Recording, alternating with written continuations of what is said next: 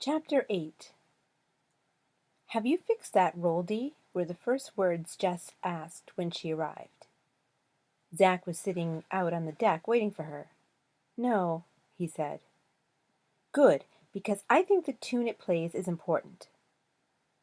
Zack kept quiet. She continued, "I think the Neanderthals wanted it because that's how they get the dog to come to them. That was a dart gun they were carrying. They're trying to catch a dog." She climbed up onto the deck and sat beside him. She gave a smug smile. "What do you think of that?" "She's called Tasha," said Zack. Jess's eyes went wide. "How do you know that?" "That's the name they were calling." "Tasha," repeated Jess. "That's a good name for a Russian dog." "Except she's not a dog," said Zack. He paused for effect. "She's a cheetah." Now it was his turn to give a smug smile. "A cheetah!" shouted Jess. He put a finger to his lips and indicated the house. "You've seen it?" she asked, more quietly. Zack nodded. "When?" "Yesterday. On the hill above the cable building. I didn't get a clear view, but I'm certain she's a cheetah, an albino." "You are kidding me," said Jess, her mouth gaping. "This is so fantastic. You've got to tell me more." Zack told the story as they pedaled across the homestead paddocks toward Kaori Bay. Jess listened mostly in silence, asking just a few questions. The story was finished by the time they moved off the paddocks and onto a gravel track where a locked gate separated the flats from the hills. Jess unlocked the gate, and soon they were on a bulldozed path which snaked around the contours of a steep hill. "We've got to do something about it," said Jess, after they'd ridden in silence for a while. Zack agreed. "I was going to tell Dad this morning, but he had other things on his mind." "No, I don't mean tell people. I mean we've got to find her." "That's going to be hard. This is a big place."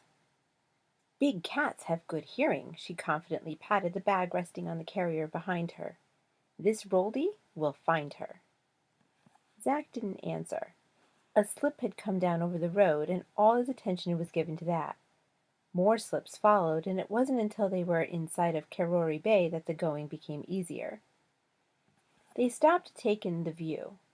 After seeing the mouths of the Otteranga and Wairiki streams, this one was a surprise. There were houses, a dozen of them. He got so used to the remoteness of the place that he hadn't expected others to be living nearby. Not that you could call it a suburb. There were no roads or fences or any of the other things you'd find in town. Just batches, sitting on a sloping paddock, connected by a network of rough tracks. "Who lives there? Or here?" Zack asked. "Some of them are holiday batches," said Jess. "A few people live here all the time. Lots of others come to town to mess about in their four-wheel drives." Vehicle trails crisscrossed the flats around the stream and the shoreline, although there was a patch near the mouth of the stream that was clear of wheel marks. Zack pointed at it. "Is that where the quicksand is?" "Yeah," said Jess with a smile. "You don't want to go riding across there unless you know what you're doing." His eyes moved to the stream and traced it up the valley that led away from the beach. "That's where the Terawhiti ghost was shot," said Jess. He nodded. "That's why I wanted to come here." "You think Tasha's here?" "Why not?" said Jess. "If she was a dog, she could easily have made it here in a night. Cheetahs can probably travel even further." Zack studied the valley more closely. There were cattle on the flats by the stream, with white dots high on the sides of the hill. "You think she may be attracted by those sheep up there?" "They're goats, not sheep," said Jess. "Jim doesn't run sheep on this part of the property. No one will be too upset if she kills a wild goat." Zack wasn't so sure. He looked across to the houses. A couple of them had smoke coming out of their chimneys. Outside, a child was playing with a ball. Zack pointed to the child. "What about him?" he asked. She won't attack a child," said Jess. "If she's tame enough to live on a boat, she's not going to attack people." She rode off. "Come on, Zack, let's go find her." "Hold on. What about the security guards? Weren't they meant to be here?" That stopped her. She scanned around the bay. "Can't see them." Nor could Zack. He climbed on his bike and followed. Did the absence of security guards mean the Neanderthals had left as well? Jess and Zack kept to the Terawhiti side of the stream. The gorse-covered hill rose steeply from the valley floor, making access difficult, so they searched on foot, mostly around the bottom. Jess played the roldie at full volume, the sound echoing off the sides of the valley. Clearly it could be heard on the tops, for the goats turned and stared at them. After going about half a kilometer upstream, they decided to give up. If Tasha was around, then she was ignoring the music. Maybe she had a full belly of goat meat and was sleeping. More likely, she wasn't here at all. When the houses came back into view, Jess turned off the music and put the roldie back into the carry bag. "Well, that was a waste of time," she said. "Where should we look next?" "Didn't your dad mention the Wairiki as a place a dog might go?" Jess nodded. "We could search there tomorrow. I can't do it in the morning, though. I've got to go into town with Mum." "I could do it," said Zack. "No," said Jess, glaring at him.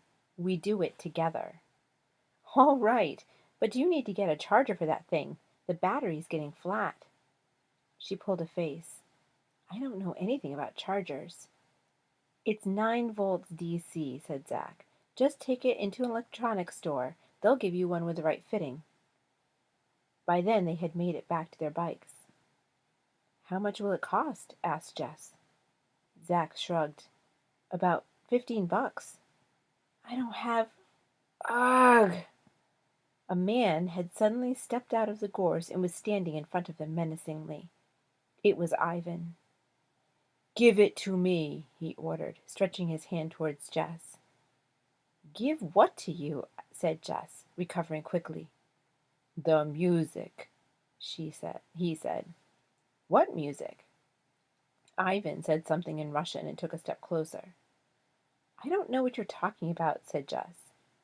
Ivan's face flared bright pink, all except the scar, which remained deathly white and made him look even more sinister than usual.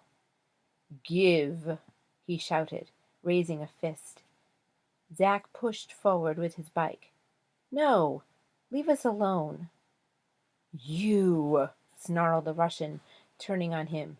"You lie to me. You pay." He lunged forward, trying to grab Zack's arm. "Go, Jess!" shouted Zack. "Go!" Jess was on her bike and off before the words had died. Ivan growled. He took a couple of steps after her before realizing how futile it was. He stopped and waved his hands furiously at something in the nearby gorse. Then he turned back to Zack, lashing out at the bike with his foot. Yelling in Russian, he thrust forward, forcing the bike into Zack's body. Zack fell to the ground with the bike on top of him. Ivan was about to stomp on both boy and bike when a horn blasted. It was the monster pickup coming out of the gorse with Yuri at the wheel. Ivan gave a final snarl as he turned and lumbered to the vehicle. Yuri gunned the motor. The wheels spun in a spray of grass and dirt, and then they were gone. Zack climbed to his feet to see Jess riding flat out towards the narrow track around the hills. If she made it, the pickup would be too wide to follow from there. But she wasn't going to make it. Yuri had his foot to the floor with the motor running. If she kept to that path, she'd be run over. Zack screamed her name. Jess swerved away just as the pickup came level. She splashed through the stream and onto the track that headed towards the houses. Yuri soon had the vehicle turned and powering after her. Once more, the pickup was gaining rapidly. Zack could hardly breathe. She'd never get to the houses in time. But again she swerved, this time down to a main track that followed the gravel round to the city. Zack was amazed by the speed she was traveling. It was faster than he could ever ride over a rough surface. But then, he never had to ride to save his life. No matter how fast Jess went, though, it wasn't going to be fast enough. Despite bouncing all over the place, the pickup was gaining. Jess didn't wait for it to catch up. It was still some distance behind when she turned and raced toward the water. On reaching a line of dry seaweed, she turned and followed it, back towards Terawhiti. Yuri saw the opportunity to take a shortcut and swung off the track, aiming straight for her. It was a big mistake. That part of the beach had quicksand. The huge pickup powered through for about 20 meters before the wheels began sinking. Soon it was up to its axles and only inching forward. Yuri gunned the engine. That was an even bigger mistake. The pickup stopped and with each turn of the wheels, dug itself deeper into the sand. In a few seconds, the sand was higher than the bottom of the doors. The engine stopped. Maybe Yuri had realized he was the one digging them deeper, or perhaps the sand had clogged the fan belt. Either way, the Neanderthals weren't going anywhere. By the time Zack had checked out his bike, bent the front mudguard back into place and climbed on, Jess had made it to the track around the hills.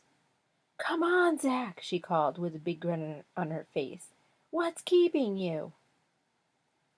He caught her up at the place where they first stopped to view the bay.